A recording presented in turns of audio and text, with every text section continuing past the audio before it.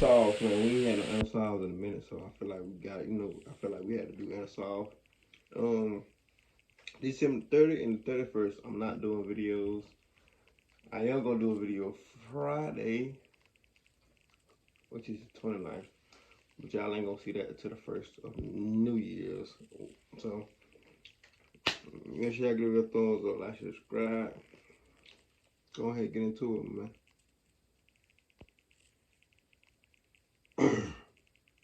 Accused of beating to death her 52-year-old roommate, Harold Sasko. We believe that Mr. Sasko was somehow subdued. We don't know how that occurred yet. We're still investigating that. The evidence at the scene suggests that she was the only one involved. He says McClin was very open about killing Sasko. He says she told him she wanted to know what it was like to kill someone, and she planned Sasko's murder 5 days before she killed him. This is Premeditated. 19-year-old Sarah McClin. In 2014, she sedated, zip-tied, and killed a 52-year-old man who had been like a father figure to her. The murder was so gruesome that everyone had a hard time believing that she had acted alone. The media and the police portrayed her as a monster and a psychotic killer. Yeah. And it seemed that way at first. That is, until the whole truth of what really happened was revealed. A lot of testing going on, a lot of talking, trying to figure out what motivation was there. So, what is the real story, and how did this seemingly harmless teen end up committing such a horrifying crime? Let's dig into the case of Sarah McClin, the 19-year-old teen that revenged her 52-year-old rapist. 52-year-old Harold Hal Sasko was a successful businessman who owned 3 pizza restaurants in Lawrence, Kansas. His friends and family described CC's Pizza. My bad. him as a very spiritual, kind, Oh, and there were 2 considerate times. person That's who was great. always ready to help others. His ex-girlfriend even said he liked to help people. He had said that rather than die rich, he'd prefer to die broke, knowing he had helped a lot of people. So he seemed like a pretty straight-up guy, and everyone around him seemed to like him. This is why what happened on January 17th, 2014 took everyone by surprise. Hal's family had asked for a welfare check because they hadn't heard from him for a few days. But when the officers went to Hal's home, they were horrified to find the 52-year-old sprawled on the floor. His hands This is Litter Robot, the highest rated self-cleaning litter box that removes the chore of scooping. were bound with zip ties, and his throat had a deep wound. The scene was red with gore, with letters F and R written on the wall in red. The police also saw beer cans, and some of them had traces of a sleeping pill on them. A toxicology report would later confirm that Hal had sleeping pills in his system. The authorities also learned that Hal's car, a 2008 Nissan Altima, was missing, along with his roommate, Sarah Brooke Gonzalez McClin. She was about 19 years old at the time and had been living with Hal for more than a year. Sarah also worked at one of Hal's restaurants. Hal's family later said that she moved in with him while dealing with some personal issues. Initially, authorities thought that Sarah had been kidnapped, but that was quickly ruled out when they learned that she was the one who drove away in Hal's car. But could Sarah have done this to Hal? Or did she witness the murder and was running away from the perpetrator? We believe that Mr. Sasko was somehow subdued. We don't know how that occurred yet. We're still investigating that.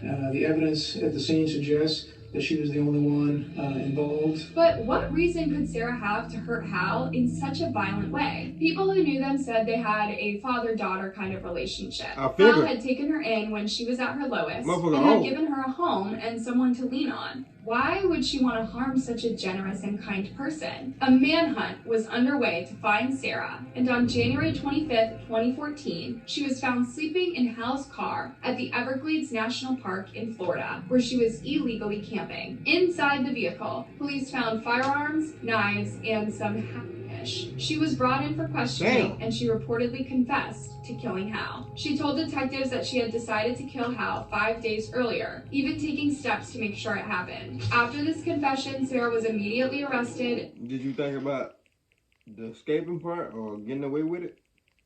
I don't think she thought that shit all the way through. Premeditated my ass. charged with first-degree murder. Now, the news of Sarah's arrest was received with a lot of mixed reactions. While the media and the police portrayed her as a gold digger and a psychopath, those who personally knew her had a completely different reaction. She's a 19-year-old girl. And you heard what happened in there, and you heard, so I'm just going to leave it to you to figure out. In court, detectives detailed her confession that she chose Sasko as her victim 5 days before the January murder. She admitted to putting sleeping pills in his beer. Then after he passed out, used zip ties to restrain him and then his throat. This afternoon, we spoke to Sarah McLenn's pastor. He's the pastor here at St. David's Episcopal Church right behind me. And he issued this statement to us this afternoon. He says the announcement of pending criminal charges relating to Sarah McLenn is disturbing and shocking. I, as rector and the people of St. David's Church, will continue to provide pastoral support and prayer to the family, and I will be available to Sarah once she is returned to Kansas. But who was Sarah, and how did she find herself in this situation? Was she really the psychotic killer that the police wanted to portray her as, or was there something more to the story? Sarah Brooke Gonzalez McLenn had a pretty sad and traumatic childhood. She was born on July 9, 1994, and grew up in Topeka, Kansas. Sarah grew up a naive and shy child, but was also very kind and considerate. She had an older sister with whom she was close, and a younger brother who was disabled, and she would always look after him. When she was still very young, Sarah went through a really horrifying and scarring experience after a pedo neighbor preyed on her and stole her innocence. Understandably, this left her completely broken and traumatized. She started having nightmares and would often wake up in the middle of the night in a panic. The stress and anxiety kept her from living her life in peace, and she began to use alcohol and run away from home. Her parents were worried about her and took her to a psychologist, hoping that it would help her deal with the trauma. But the situation did not improve, as things were already getting bad at home with her parents divorcing. This really affected Sarah, as she felt abandoned and unloved. Over time, she completely lost touch with her dad, and her relationship with her mother became increasingly conflicted. She felt out of place at home and sought to leave as soon as possible. At the age of 14, Sarah found work at Cece's Pizza in Topeka, owned by Hal Sasko. Now, Okay, but I know we just talked about everything, but Cece's Pizza is just so motherfucking good. Like, for those who never had Cece's Pizza is like a buffet. It's kind of like Pizza Hut. You know how you go in Pizza Hut, pay for a buffet. They got everything you need. Wings, everything. Arcade, everything. Only been one time. And it's an all-you-can-eat pizza place. glance, Hal seemed like a pretty decent man, but his employees saw another side of him. A manager at one of his restaurants claimed that Hal had asked him to only hire young, attractive girls. The manager thought that this was creepy, so whenever he hired a girl, he'd warn her to watch out for the boss. Sarah received that warning when she went to work at the pizzeria, but she was still very young and naive, and probably thought the manager was exaggerating. Hal was sweet and kind to her, and managed to gain her trust pretty quickly. He would pick her up from school, drive her to work, buy her things, and ask her to confide in him if she needed anything. Funny enough, he asked her not to tell her mom about any of this. A major red flag. But Sarah innocently agreed. She saw him as a father figure and even started to call him dad. At the age of 16, Sarah sadly went through another horrifying ordeal with a man she considered a friend. She and some friends were on a vacation when this older man pushed her onto a coffee table, breaking it on purpose, and proceeded to attack her and burn her with a cigarette. Seriously, this is heartbreaking, guys. I can't even begin to imagine the pain and trauma that she must have gone through. Obviously, this opened old wounds, and she started to spiral. She was diagnosed with post-traumatic stress disorder and was hospitalized at a mental institution after attempting to end her life. After getting out of the hospital, she continued to take her medication and see a psychologist. And after a while, it seemed like she was starting to get her life back on track. However, the situation at home was getting more stressful for Sarah, and she could no longer stand being there. At this point, Sarah was no longer working at Hal's Pizza Place, but she was still in touch with him, and he would often pick her up from school, take her to lunch, and ask her about her life. Hey guys, do you like Disney Plus or TV shows like Stranger Things? How would you like to be on one? I don't like Stranger This Things. sleazy 50-year-old man saw the vulnerable situation Sarah was in and decided to take advantage of that by asking Sarah to move in with him. He was living alone and was doing well financially, and he even offered to help her with college tuition. At first, Sarah thought it was a bad idea and turned down the offer, but the situation at home was getting worse, with her and her— Hey, fuck all that. She was using him for money. I was holding my tongue for the motherfucking longest, but she was using him for money.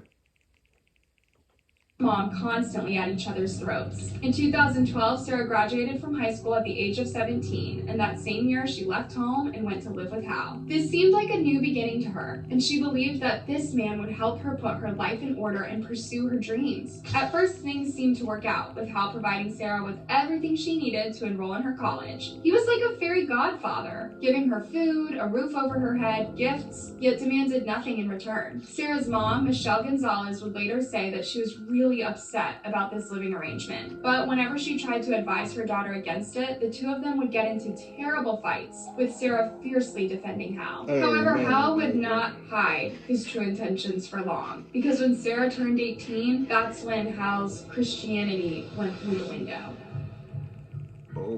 To avoid a lot of questions from neighbors, Hal and Sarah had passed themselves off as stepfather and stepdaughter. So Sarah never imagined that this man would want anything more from her. But now that she was legally an adult, Hal no longer felt the need to hide what he really wanted from Sarah, and began pressuring her to be intimate with him in exchange for all the favors he had done for her. Yeah, figured. But Sarah was completely taken by surprise and refused to do it. Hal was predictably angry and threatened to throw her out and stop his support if she didn't do as he wanted. Also, something that Sarah didn't know at the time, Hal had been keeping tabs on every cent he spent on her, which amounted to thousands of dollars. He threatened to sue her if she left and told her he would wreck her credit rating so that she could never get an apartment or buy a car. She would be homeless, he warned. Sarah was working at Bed Bath & Beyond at the time, earning a minimum wage. Despite this, she was giving Hal most of her pittance of a salary, but it was still not enough. He demanded she pay him back rent.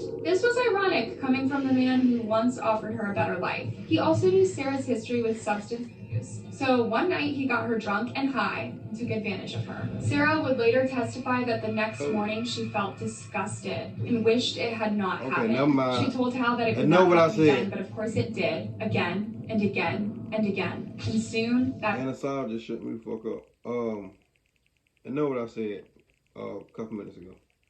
Became the nature of their relationship. A few times each week, he would get her drunk and do whatever he wanted with her. Whenever she refused, he would act like he didn't hear her and continue, sometimes even holding her down while doing so. Some of Hal's friends later told the police that he would often brag about how it was amazing to be with an 18-year-old. But he still complained that Sarah wasn't attractive enough. Sarah later said she felt like a toy to him. I think more than anything, he made me feel like he owned me. To him, I was a toy, his personal Barbie doll. That's what he tried to make me. But Hal wanted a curvier Barbie. So after pressuring her to get a nose job, which cost around $6,000, he also wanted her to get a boob job. But a surgeon refused to do the surgery because she was so young. Instead, Hal convinced her to get butt implants. This totaled up to $16,000. And he added it to the bill she would have to pay before she could leave him. In her testimony, Sarah said, "He was very nice at first and called me his daughter. After the relationship turned sexual, he was very mean. He would always belittle me. He owned me at that point, and the surgery just solidified it for him. I was so embarrassed and hated myself because it had gotten that far. My sister and I used to make fun of girls who did that, and that it was something we'd never do." During the trial, Sarah's lawyer summarized everything that Sarah went through at the hands of Hal, saying she was young,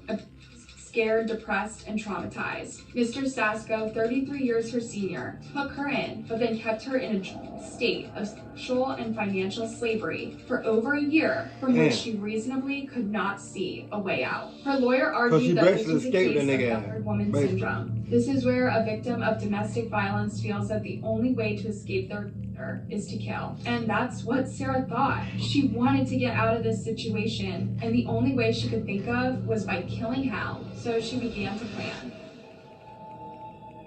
On January 14th, 2014, Sarah decided to carry out her plan. She had been planning it for 5 days and had figured everything out. Police would find that she had Googled neck vulnerable spots. A few days earlier, she had texted her sister saying, "I'm starting to realize I don't want the dream everyone wants for me. I don't want the American dream. I want real freedom, and I know how to get it, and I have to give up a lot. I feel like a caged animal." On the day of the murder, Hal came home and started working on a speaker system. When he asked her to get him a beer, she brought him 3 beers, but laced the 4th one with ground up sleeping pills that she had previously crushed and hidden on top of the microwave. After taking a couple more beers, Hal passed out cold on the floor. She used zip ties to bind his ankles and wrists, and then went to the kitchen to get a hunting knife. She put the knife in Hal's neck, trying to push it as far as she could, but she would later testify that it was harder than she expected. So she used her left hand to hold his head while she jabbed him. She initially told detectives that as she killed Hal, she just didn't feel anything. However, then she claimed that as she saw Hal die, everything was screaming at me. She then took the knife to the sink and wrote the word freedom in red. The investigators only found the letters F and R. Sarah then took a shower while listening to music. She then called into work saying she would not be in for a few days due to a relative's death. When she began to realize the seriousness of what she'd done, Sarah reportedly packed her things, including a picture of her sister, and planned to see the ocean in Texas. On the way, she stopped to get a tattoo, and the tattoo artist told her Florida's beaches were nicer, so she went there. The prosecutor described the method by which Hal was killed as heinous, atrocious, and cruel in nature, and requested a hard 50 penalty, which is a life sentence with a chance of parole after 50 years. They presented other evidence showing that before Hal... If it was the other way around, if he would have killed her,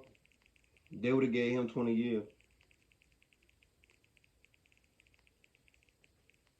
was killed, Sarah bought a rabbit in Lawrence and killed it in the same way. Investigators presented written statements from people who claimed to have seen her kill, skin, and eat a rabbit. The detective who first interviewed her testified in court that Sarah had told him that she killed Hal because she wanted to know how it felt to kill someone. In 2015, after only 4 hours of deliberation, the jury found Sarah guilty of first-degree murder, and she was sentenced to 50 to life in prison. A lot of people found this sentence to be really harsh, considering the amount of trauma that Sarah went through at the hands of her tormentor. It was later discovered that a lot of the horrors that Sarah went through at the hands of Hal had been withheld from the jury, probably in an effort to protect Hal's name. That, along with the trauma she suffered as a child, was totally dismissed in order to push the prosecution's narrative of a psychotic, cold-blooded killer who preyed on the kindness of an innocent, religious man. However, after the truth came out, there was a lot of pressure from the public that led to Sarah's sentence being reduced from 50 to 25 years. What do you think about this case? Do you believe Sarah? Oh, well, that's good. She got, okay, that's good. And so she got 25 years. I mean, shit, she still killed somebody. Me personally, I would have gave her less than that. But anyway, you do the thought, let's subscribe. I know my women that watch me, I know it hate to see y'all. Goddamn, y'all hate me see. Y'all know the fuck I'm trying to say, man. I ain't had no weed, man. I'm finna go get me some weed. Y'all know what I'm trying to say. My women, y'all hate for me to react to this sometimes, but you know, I didn't actually know. I ain't see it till I played the video, but that being said, you do a thumb like, subscribe, share my from that video, man. Y'all stay safe, stay dangerous, and stay wise.